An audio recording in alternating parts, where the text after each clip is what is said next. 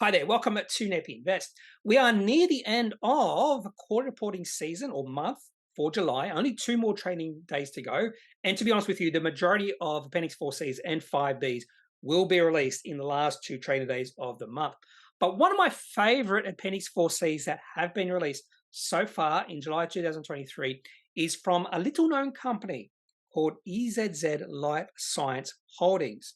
And the reason I say little known is because I don't hear any chatter at all about this company, even from those investors who like micro caps. And this is a micro cap company with a market cap around about $20 million. Yet this company is profitable, is cash flow positive, and they are giving their shareholders dividends. So let's have a look to see why this is so far been one of my favorite Appendix 4Cs. So let's have a look at their quarterly report. Now, as soon as I open up a quarterly report, I don't read the highlights, commentary, or anything like that. I go straight to the Appendix 4C, which is the cash flow report. So with EZZ Life Sciences, and as a shareholder of this company, and this is one of those companies that is sort of illiquidly traded, and those type of companies that I think have a pretty good future and are liquidly traded, I'm willing to hold for the long term. Because when you look at the value of this company, you can argue this company is really, really cheap. And I'll talk about that as we go through the rest of this video. So for the June quarter, receipts of customers, 13.5 million. Now for the year to date, 39.3 million. And I know based off the previous quarter, I just know the receipts from the previous quarter. Receipts grew quite nicely from the previous quarter. And we'll have a look at the receipts history in a second. But the most important thing here is whether the company is operating cash flow positive or negative. And for the June quarter, they were positive by over $2 million. For the year to date, so for the actual financial year 23, they were operating cash flow positive by 4.2 million. The other thing I noticed here is the gross margins of this company. So product manufacturing operating costs only $3 million, which is suggesting this company has pretty high gross margins because most of their spending, $7.5 million of their spending in this particular quarter was on advertising and marketing. Based off the cash receipts growth we have seen, or this company has seen over the past 4 or 5 quarters, that advertising and marketing is actually working. But if they have to, they can pull back that advertising and marketing and actually be more operating cash flow positive.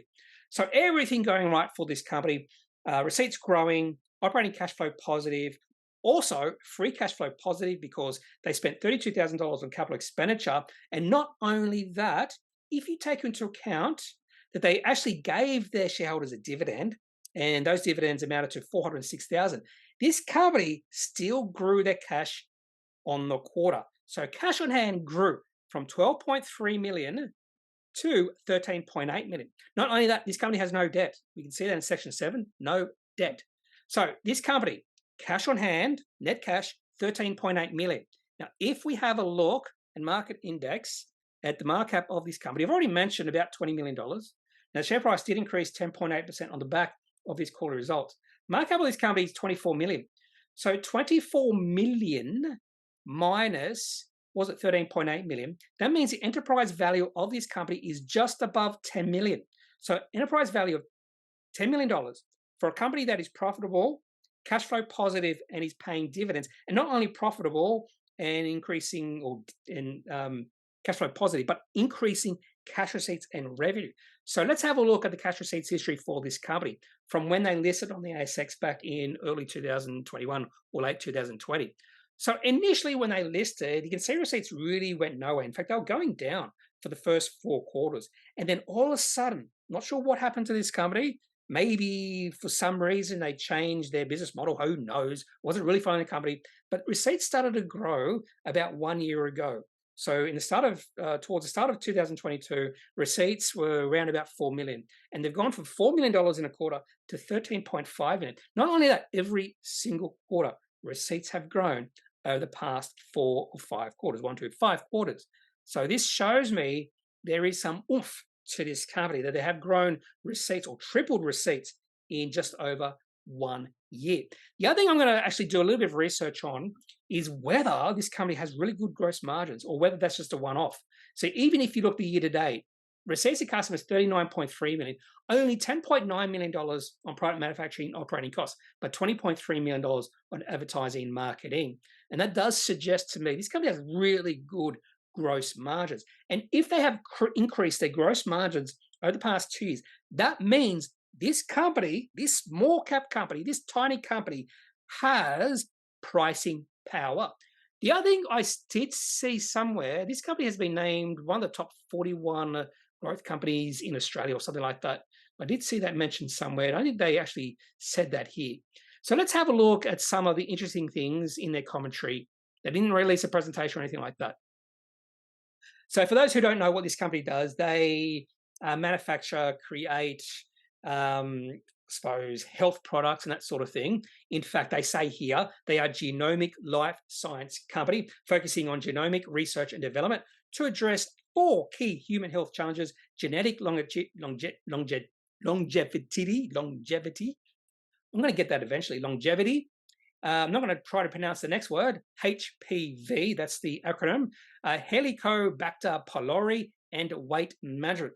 They do have quite a few products, and they've also announced or mentioned in this particular announcement they have increased the products they are selling by about 4 somewhere here. So they launched 4 new products: EZZ Health, Heart Health, EZZ Hair Growth Shampoo, EZZ Hair Growth Conditioner, and EZZ Sheep Placenta. I'm not sure I really want to know what that is. And here they are. They actually do mention EZZ ranked 41st in the Fast Global list recently announced by the Australian Financial Review in association with a Quadrant Private Equity. It's the first time I did read that somewhere else. So I'm going to have to look at this particular Fast Global list because EZZ is number 41st. Anything else here? They just talk about the funding they have spent in regards to the IPO. So they had estimated expenditure when they went through the IPO process and actual expenditure. And the actual expenditure is significantly lower than the estimated. So they estimated they were going to spend $6 million on a market expansion, manufacturing facility, software development, experimental concept store, and they've only spent $2 million. Although it looks like they've maybe put the manufacturing facility on hold just now, spent only $39,000 on that. So things are moving in the right direction for EZZ Life Sciences. If you have any questions about this company, actually, let's have a look at the chart, of course, the chart. So this is the daily chart. And actually, when this company listed on the ASX, there was a fair bit of excitement, really high volume, and a lot of volatility on the first day of trading. The share price opened at 68 cents. The high was $1.25, the low was 60 cents, and it closed at $1.16. And then the share price went into a long-term downtrend. In fact, the share price was in a downtrend from the 3rd of March 2021 all the way through to late October 2022. And then really because of the continuing success in the business, growing their receipts, the trend in the share price and the sentiment started to shift. And you can see the share price has moved into an uptrend. There was a really good day on the 27th of April, the last Appendix 4C this company released, when the share price increased 45.7%. But the share price has gone sideways since then. And really the share price has to get above about 65 cents to get really past the highs we just saw after their Appendix 4C release in April of this year. And if it does get above that level, we'll say if it gets to, say, 69 cents, that means the share price will be at a multi-year high. But still, things are moving in the right direction for this company. And the main reason I'm an investor in this company is because, in my opinion, if they remain profitable, if they remain cash flow positive, if they remain paying their shareholders dividends with an enterprise value of only $10 million, this company is an absolute bargain. So if you have any questions, any thoughts about EZZ Life Science, I'd love to hear them. So leave them in the comment section of this video. Otherwise, I am not a financial advisor. If you do need financial advice, make sure you seek out someone who is qualified and can speak to your own financial needs. That's it for the video. Have a good day. Bye.